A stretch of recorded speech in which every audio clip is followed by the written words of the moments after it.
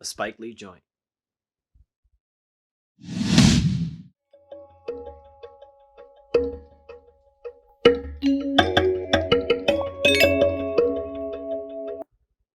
Hello, welcome to Just My Thoughts. I'm your host Khalil Ward. On this episode, I'll be talking about The Five Bloods, the Netflix movie directed by Spike Lee. The movie stars Delroy Lindo, Clark Peters, Jonathan Majors, Norm Lewis, Isaiah Whitlock Jr., and Chadwick Boseman. He's in there briefly.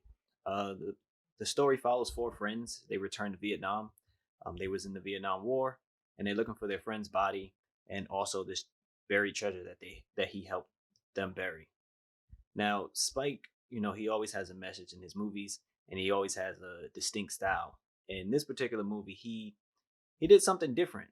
There are like flashback scenes, and rather than having some younger actors play, these characters, Otis, Paul, Eddie, Melvin, he has the same actors play them. Like whoever you see in the beginning is that they're playing the flashback as well. And then you have Chadwick Boseman, he's Norman, and he's predominantly in the flashback scenes. But it's just different seeing them go back, and then you see the same people portraying. They just look older back then. But he also changes the aspect ratio of the movie. When it's in regular time, when it's present day, it's a widescreen shot and the colors are very vibrant and bright. And then when he goes back, you see the screen just it shifts like that, and then you see the colors a little bit more grainy. And I think it was a cool, something cool that he did with film the movie like that. And I thought the performances were really well done.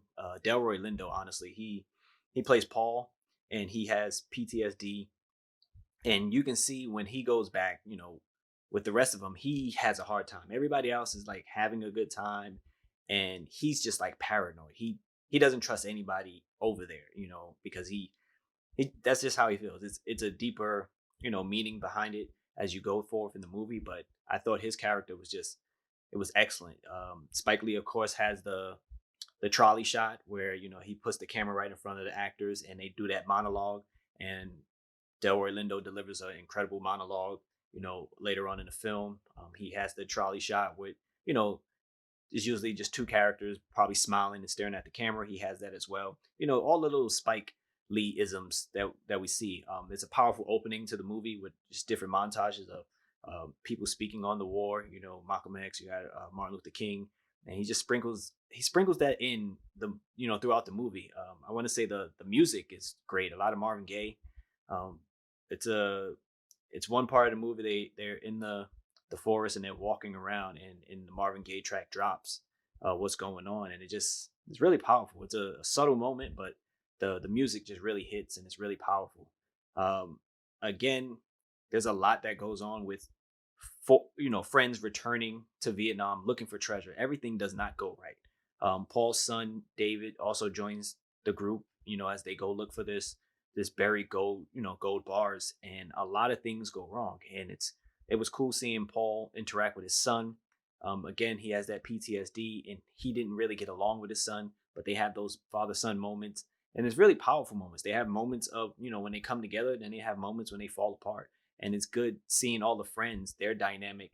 After all these years, returning back to Vietnam where their friend was killed, their leader was killed, and trying to get this money.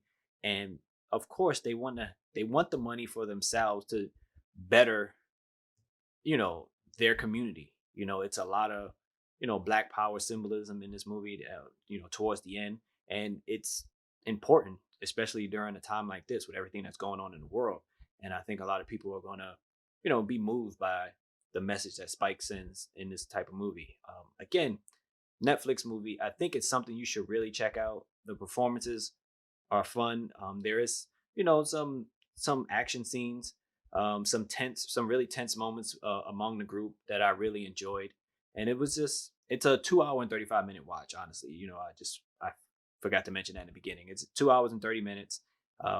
Sit down, put your phone away, enjoy it. There are some slow moments, in the middle of the film, but it's good seeing what happened with the Bloods, what happened with this group of guys, this tight unit, what happened to them back then, and what's going on with them in present day as they try to you know save their friend's memory and his body and bring him home so his family can actually bury him, and then also personal wealth is involved. So it's a good watch. Definitely something I would watch again, honestly, and I think you should go check it out. It's called The Five Bloods. It's on Netflix. Thank you for listening.